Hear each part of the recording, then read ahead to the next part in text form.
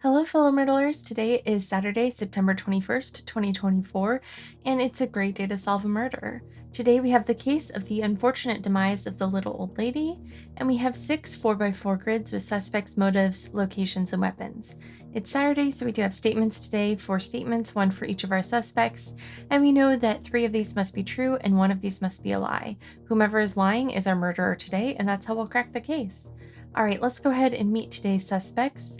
We have Earl Grey, the Duchess of Vermilion, Vice President Mauve, and Mayor Honey. The weapons today are yarn, a string of prayer beads, a holy relic, and an antique flintlock. The locations today are the graveyard, the choir loft, the nave, and the bell tower.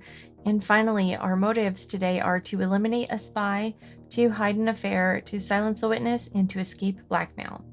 All right, let's go ahead and dive into our clues and evidence. Let's see. So we've got an anagram here. The Duchess of Vermilion wanted to eliminate a spy. Okay. So Duchess of Vermilion wanted to eliminate a spy, which is this one. Okay, so we can cross that off. Mayor Honey wanted to escape blackmail. Okay.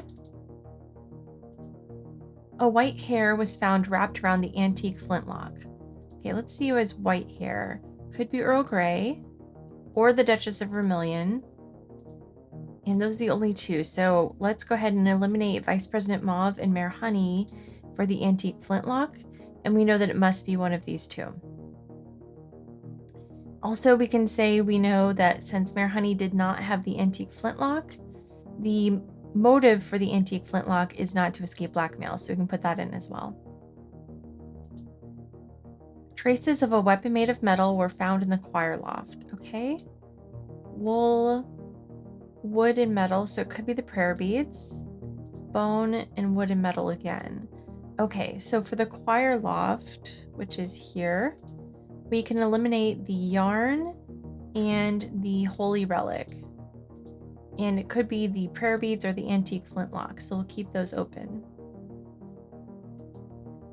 Analysts discovered traces of a weapon made of metal on the clothing of Vice President Mauve.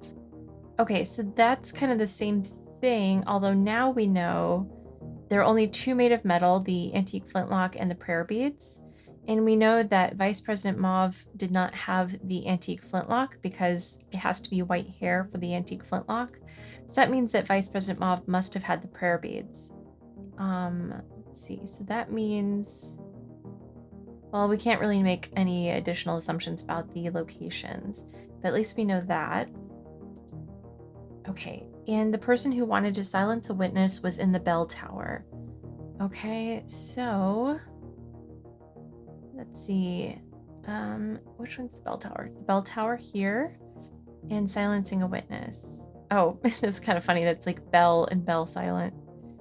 Okay, so there's that. Alrighty. Let's take what we can get from here real quickly.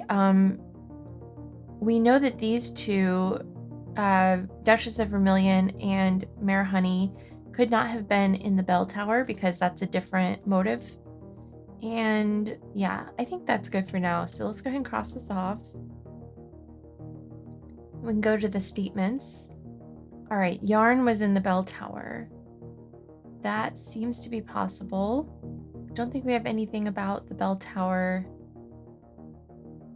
But if Vice President Mauve is in the bell tower, then... Oh, wait. Yeah, if Vice President Mauve is in the bell tower, that won't work because that's not yarn. Oh. What? These are the same. These are both... Okay, so we know yarn must have been in the bell tower because you can't have... Since these are the same statement, these can't... One of these have to both be true because if one of them was false, then it immediately creates another lie. That's surprising. I don't think I've seen that very often, if at all. So, okay, so these 2 have to be true. So if yarn is in the bell tower, we are going to officially take this as official word here. Yarn in the bell tower. That means that Vice President Mauve was not in the bell tower, and that Earl Grey was. So we can give Earl Grey the yarn and the bell tower, and that's going to round out a few things for us. It's going to give Mayor Honey the holy relic, and it'll give the Duchess of Vermilion the antique flintlock. And let's see, we know... I think that's still up for debate in terms of the possible weapons for the choir loft. But let's go ahead and reflect that here. So we know Mayor Honey was not in the choir loft because it has to be one of the weapons made of at least partially of metal. So we can eliminate Mayor Honey there. That means we can also say that the choir loft did not have the blackmail motive because that's Mayor Honey's motive. So we can cross that off as well. And let's see, do we know anything? Yeah, the bell tower to silence a witness. That gives us Earl Grey's motive, and it also tells us Vice President Mauve's motive.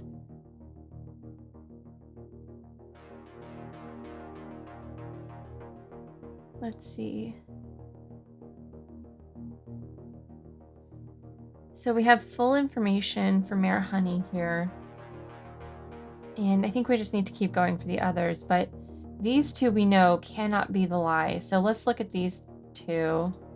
Oh, here it is. It's right here.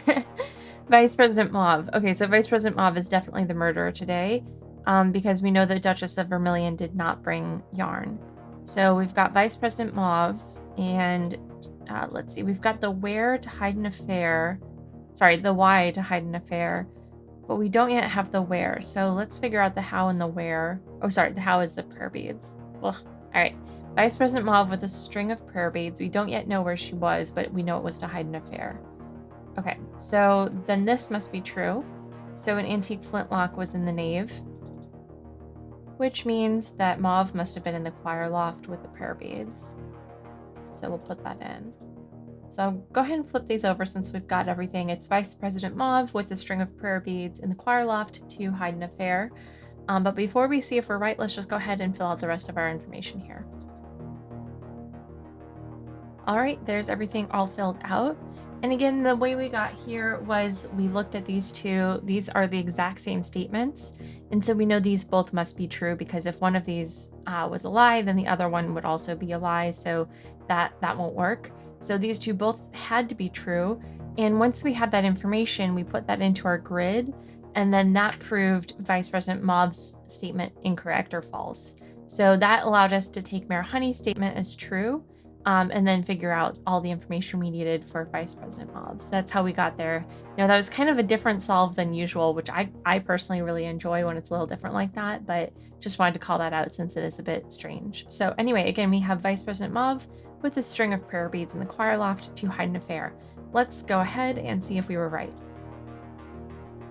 All right, we were right. Thanks so much for playing along with me today. I hope this was a helpful walkthrough, and we'll see you tomorrow.